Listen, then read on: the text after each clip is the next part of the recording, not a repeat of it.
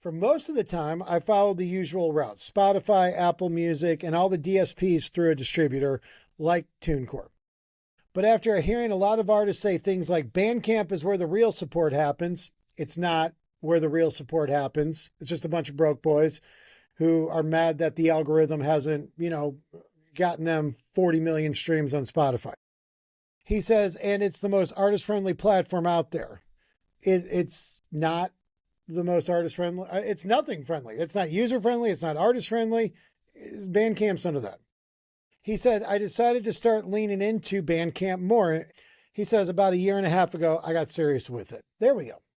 He says, I really committed to it. I built out my Bandcamp page properly, uploaded my entire catalog, designed merch bundles, did a couple of vinyl pre-orders. I even started pushing my fans away from streaming on Spotify and Apple Music and tried to direct them towards Bandcamp because I believe the narrative that this was a platform where artists actually got paid fairly. Bruh, sometimes you got to learn the hard way, unfortunately. He says, at first it seemed promising. A few of my most loyal listeners bought albums directly. Did you hear what he just said? A few of his, not all, I retained 100% of my audience, and then I gained an actual 100% more because everybody just loves going to a broken down website and buying albums. He said a few. He says they bought the album directly, which felt great because the revenue from one Bandcamp sale can equal thousands of streams. That's what they like to, tattoo on their chest when they're beating their chest about how great Bandcamp is. He says, but the problem started piling up over time. The biggest one is discoverability. Wait, you don't mean there's millions of people just waiting to discover your music on a broken down, janky website and app? Shocking. I'm shocked, I say. He says, unless someone already knows who you are, Bandcamp doesn't really help new listeners find you. Huh. You don't say. You know.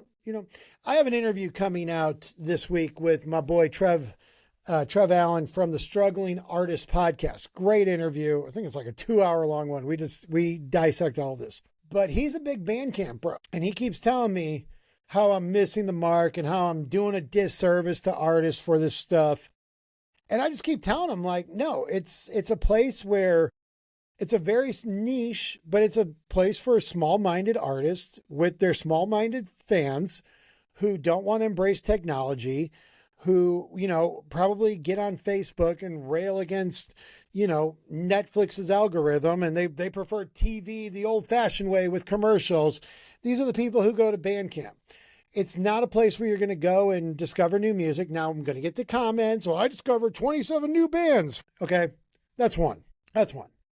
But this guy is right. If you are a new artist, being discovered on Bandcamp is virtually impossible because you're sending people to a website they don't understand, because the people you're trying to direct to Bandcamp for the most part have Spotify, Apple Music, YouTube Music, whatever. But anyways, let's continue with the email. He says, Bandcamp doesn't really help new listeners find you. No, they do not. He's like, I was expecting some level of organic discovery through the platform itself, but it honestly feels like a storefront in the middle of the desert. A storefront in the middle of the desert. That is the best, most honest way to describe Bandcamp. And if you're in the desert, I guess, and you're looking for a storefront, it's a great place. But if you're not there, you're never going to find it. That's a good line. He says, if you don't drive people there yourself, nothing happens. Very true. He says, then there's the fees and the logistics. People talk about Bandcamp like artists keep everything. But once you factor in the platform cut, payment processing, manufacturing for merch, shipping costs, and the time it takes to manage all of it, the margins shrink quickly.